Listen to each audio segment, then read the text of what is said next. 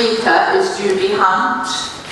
Judy is very interesting because she was married to one of the pioneers of the disability movement, Paul Hunt, who died, and he's in one of our posters. And she learnt an enormous amount through living with him and was encouraged to write a book about some of the history of the disability movement. And so I'd like to introduce Judy. Thank you. Well, I've been asked to talk to you about Paul and how he developed his ideas. So I'm going back in time because Paul actually died in 1979, so it's quite a long time ago.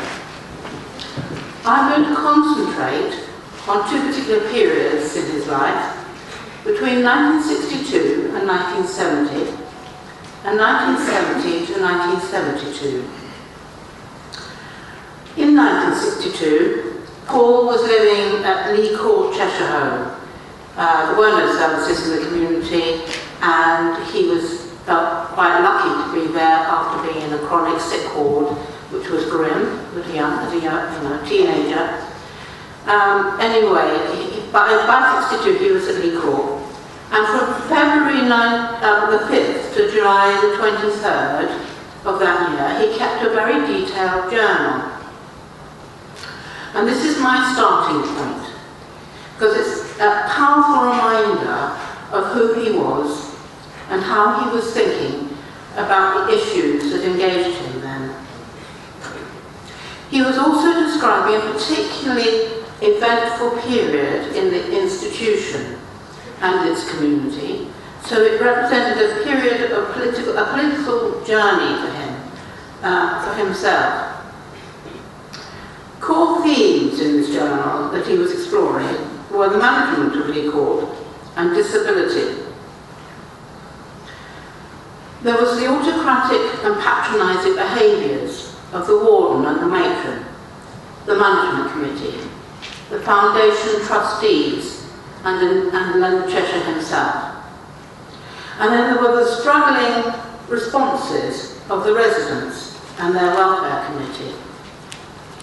Starting with the residents, Paul is working his ideas out. He felt they needed to really learn how to exercise their affairs democratically and have an effective committee which was accountable to their community.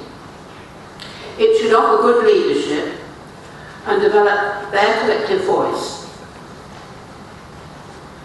Regarding the management of the home, he passionately believed they had to win representation on that management committee to be both heard and respected.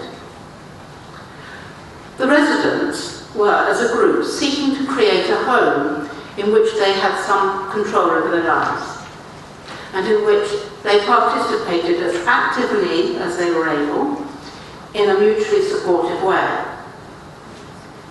Paul and a few others were also battling against the constant attempts by Cheshire and others to treat them as the passive, chronic sick dependents of charity.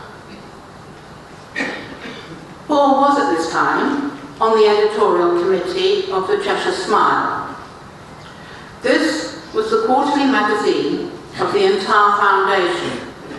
It circulated throughout the UK and abroad. Paul submitted regular contributions to the Cheshire Smile, promoting his core themes.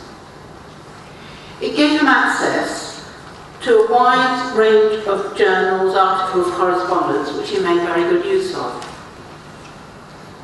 He was soon looking at civil rights, struggles of other oppressed people, and progressive social experiments elsewhere, and always seeking arguments to support their ideas at Lee Court.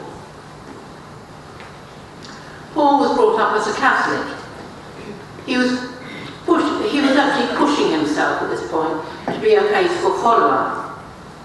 But over these few months of turmoil at Lee Court that he was writing about, he appears to become more questioning of the Church, of its teachings, and of the great Cheshire himself. One day, he receives a visit by Geoffrey Chapman, who's a friend and a publisher, and he encourages Paul to write a book. This sowed a seed, and in 1966, Stigma was published by Chapman's. This was a book of 12 essays by disabled authors who, at Paul's invitation as editor, explored the experience of disability in society. What was interesting was 6 by men and 6 by women in that book. Paul's own essay presents disability in terms of oppression, which set it apart as uncompromisingly perceptive and a historical milestone in the literature. The book made a big and very unsettling impact at the time. In the course of their struggles at Lee Court, the residents were seeking some enlightened support from elsewhere and contacted Miller and Gwynn at the Tavistock Institute. Their research into institutions was published in a book called A Life Apart. Paul subsequently wrote 2 searing critiques of this study.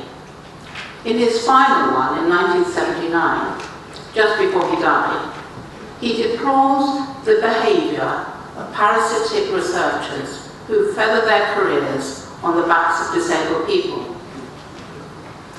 This also was an article that had lasting influence. Whilst he was still at Lee Court, Paul joined DIG, Disablement Income Group. Megan de Boisson, who was a founder, impressed by Stigma, invited him to join her to lead the first demo. By 1970, Paul was well on the way to being a socialist. In October, he left Lee Court when we married and moved to London. He then vigorously promoted Focus, a housing and support scheme developed in Scandinavia that offered a real alternative to institutions. And what's more, disabled people had been in the driving seat, which really impressed him. He also became embroiled in a very heated struggle within DIG. The issue was its takeover by able-bodied professional men who had reduced disabled members to mere lobby fodder. Paul argued that disabled people should be the ones to decide policy and lead the organisation. In 1971, we met Vic and Liz Finkelstein, and this was the start of a very significant friendship in which Paul and Vic exchanged valuable experience and developed a powerful political partnership. By 1972, Paul was impatient to do something about the lack of representation by disabled people within society much more generally. It was time, he believed, for them to have their own organisation under their control from which to promote their own solutions. The patronising charities, which something we heard from Jane, had excluded them and were not tackling the issues disabled people were actually crying out to see dealt with. Paul then took the lead to do something about it and wrote that famous letter to The Guardian and other journals, inviting people to join him to form such a group. And it was from that the Union of the Physically Impaired Against Segregation was born.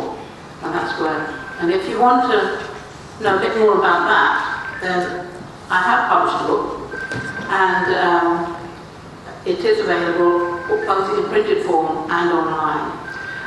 And if I can just take this moment also to say that at the back, I've got a number of flyers, some about this, but also about the archive where all the UPS stuff is in Manchester.